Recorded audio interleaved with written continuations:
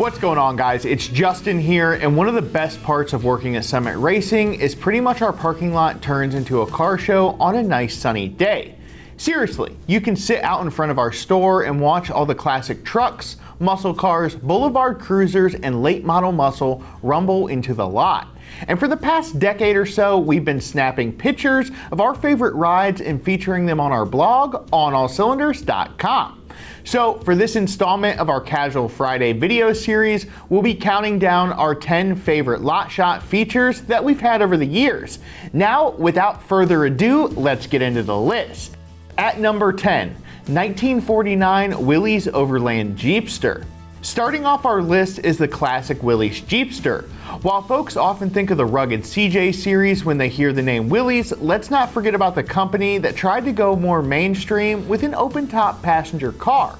It's a rear-wheel drive and initially has the same Go Devil 4-cylinder that was in the CJ Jeeps, though other engines would soon be available as options. The body lines were basic with flat fenders, familiar grills that borrowed heavily on the other vehicles in the Willys lineup. Sadly, the OG Jeepster only lasted from 1948 to 1950, so seeing one is a rare sight nowadays, which is exactly why it made our list. Number 9, International Harvester Scout 800. Speaking of Willys, next up on our list is one of Jeep's earliest competitors. We're big fans of IH around here, and particularly fond of the original lineup of Scouts. The Scout was released in 1960, beating the Bronco to the market by several years. It featured a rugged four-wheel drive system, and depending on the year, you could have also got one with a range of International's own 4, 6, and 8-cylinder engines. Better still, it could be optioned as a removable top pickup truck or a closed cab wagon.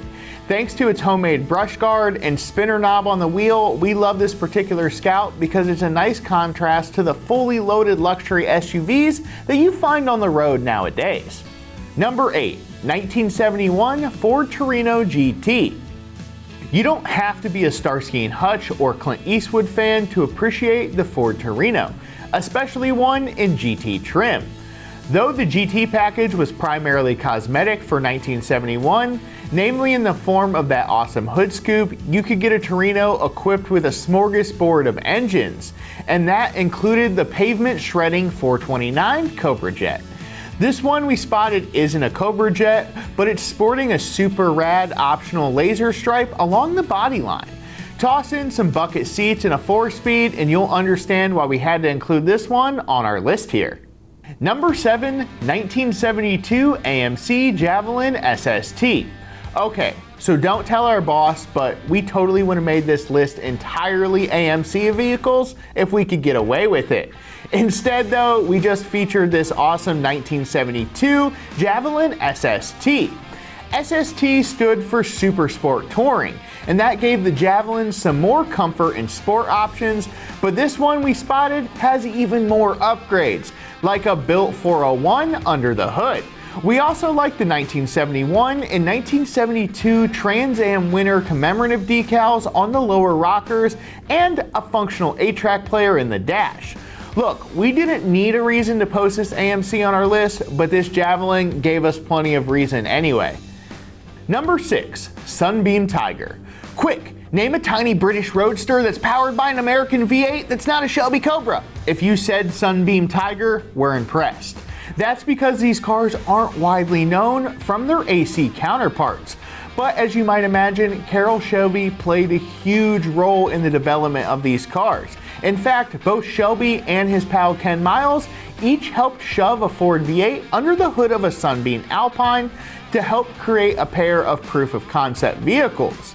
The end result was the fearsome Sunbeam Tiger, first with a Ford 260 cubic inch V8 and then later with a Ford 289 snugged under the hood. Sadly, the Tiger production only ran from 1964 to 1967, which means these cars are about as rare as they are fast. Number 5, 1969 Camaro Z28. No, Ford folks, that 302 emblem on the hood isn't a misprint. This Camaro is equipped with a DZ302 small block that Chevy specially built for the Trans Am race series. The bore and stroke math on a 302 worked out to a 283 crankshaft shoved into a 327 block. And there were a ton of other performance and strength upgrades as well.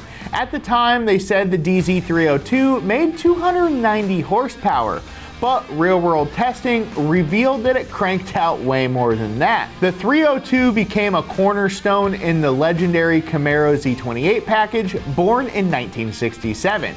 So by now, it should be obvious why this 1969 Z28 raced into the number 5 spot. Number 4, 1976 Pontiac Trans Am. 2 words, screamin' chicken. While we've already mentioned the 1977 version of the Trans Am from Smokey and the Bandit during our favorite movie cars episode, our love for the TA goes well above the silver screen. And sure, the shaker hood and honeycombs are freaking awesome here, but the real reason that we love the 1976 model so much is that it was the last year you could get the fearsome 455 Pontiac V8 under the hood. And as an added bonus, 1976 was Pontiac's 50th anniversary as well. And if you look closely, you'll see that this particular Trans Am is wearing a special graphics package to commemorate it. Number 3, Volkswagen Beetle Baja Bug. Yeah, we could spend a few minutes explaining why this Baja Bug landed at number 3 on our list, but just look at it. I mean, it's Bass Boat Candy paint, a Stinger exhaust, a set of KC highlights on the roof. What's not to love here? Get even closer and you'll see other nice touches like a hood mount sun tack, Wolfsburg center caps on the wheels, and you can tell a lot of love went into making this buggy, and just knowing it exists makes me smile. Number 2, 1950 Mercury Lead Sled. Now go ahead, grab a hot rod dictionary and look up the term lead sled. We're willing to bet you'll see a picture of this lowered Merc. From lake pipes and louvered hood, this cruiser pretty much ticks every box in a customizer's playbook. The chameleon paint is just icing on the cake here. Truth is, Mercury coupes and sedans like these are so iconic there's not much else to say. So I'll just shut up and let the pictures explain why we put this car at number 2 on our list. And number 1 on our list is 1967 Plymouth Belvedere GTX. Holy shnikes, who doesn't love a classic 1967 Belvedere GTX, even if it has melted chocolate in the dash? Okay, so maybe you guys haven't seen Tommy Boy yet, but we suggest you do, because a 1967 GTX plays a major role, or at least a rebadged Plymouth Satellite does, but that's not why we picked this 67 GTX as number 1 on our list. Instead, we can just look at this car. It's a true gentleman's muscle car, as Plymouth's marketing literature promoted. A pair of discreet stripes and hood scoops are really the only clue that you're lined up against something other than an ordinary Plymouth coupe. Save the aggressive rumble from the dual exhaust, and of course, this could be a GTX with a 426 Street Hemi. Though you could get a GTX with a 426 Street Hemi, the one we spotted here was carrying a trusty 440 Super Commando V8, and it was attached to a 4-speed with a sweet floor shifter. So yeah, plenty of good reasons to have a GTX take the top spot here. And if I was a betting man, we're willing to bet it has Callahan brake pads on it to boot. So, did you guys agree with our list? Have you taken our ride to one of the Summit Racing retail stores in Texas, Georgia, Nevada, or Ohio? Tell us all about it in the comments. Or if you're looking for road trip ideas, we'll post links to our store locations in the description below. In the meantime, make sure to like and subscribe so you don't miss out on our next Casual Friday feature from the Summit Racing YouTube channel. So until next time, I'm Justin with Summit Racing, and the golden question is, where are you driving to?